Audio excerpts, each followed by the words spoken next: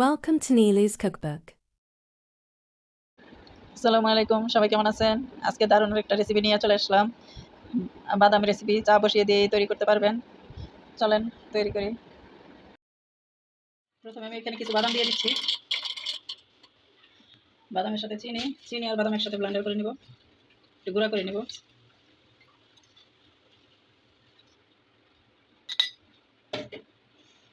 Blender করে নিয়ে আসছি চিনি আর বাদাম, তো গুঁড়া হয়ে গেছে। এখন এটার সাথে দিয়ে দেবো আটা। নিয়েছি আটা বা ময়দা, যে কোনো একটা কিছু ব্যবহার করা যায়। আমি নিয়েছি আটা। এখন লবণ দিয়ে দিলাম সামান্য, পরিমাণ মতো লবণ দিলেই হবে। হাফ টিস্পুন বেকিং পাউডার দিলাম। সব মিক্স করে নেব।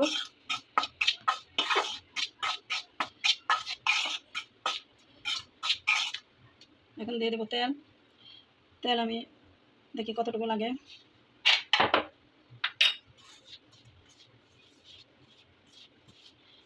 এটার মধ্যে কোনো রকম পানি দেওয়া যাবে না, সম্পূর্ণ এইভাবে মাখতে হবে।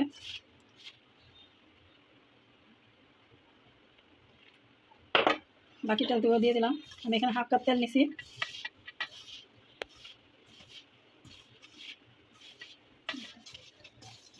এখানে হাফ কাপ তেল লাগছে 1 কাপ ময়দার মধ্যে।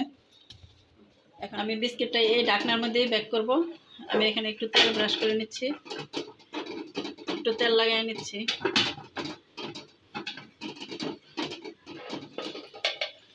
আমি এই কড়াইটার মধ্যে বসাই দিচ্ছি ঢাকনা।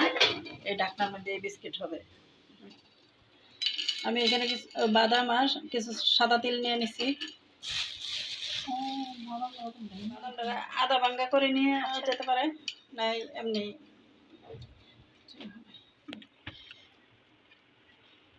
বিস্কিটটা দেখে সেটা দেওয়া যেতে পারে। আমি একটু এরকম করে নিব।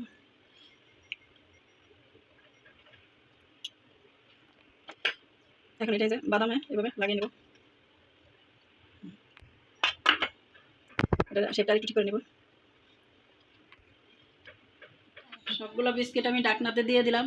আসলে একটু আইডিয়া থাকলেই হয়, যে কোনোভাবে যে কোনো জিনিস তৈরি করা যায়। দিয়ে ডেকে দিচ্ছি, 15 মিনিটের জন্য ডেকে দিলাম। 15 মিনিট পরে আবার চলে আসলাম। এই তো হয়ে গেছে অনেক সুন্দর ও মজার বিস্কিট।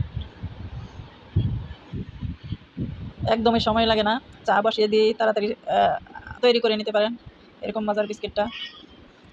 চা দিয়ে একবার খেলে কেউ ভুলবে না, মুখে স্বাদ লেগেই থাকে, জিহ্বার মধ্যে লেগেই থাকবে, বারবার এটা খেতে চাইবে। আমি তো কতবারই তৈরি করে ফেলছি। ঘরে সবসময় এই বিস্কিটটা থাকলে আর কিছু লাগবে না। ভিডিওটা ভালো লাগলে একটা লাইক, কমেন্ট ও একটা শেয়ার দিয়ে দিবেন। ইনশাল্লাহ আবার দেখা হবে, আবার নতুন কোনো রেসিপি নিয়ে আসবো।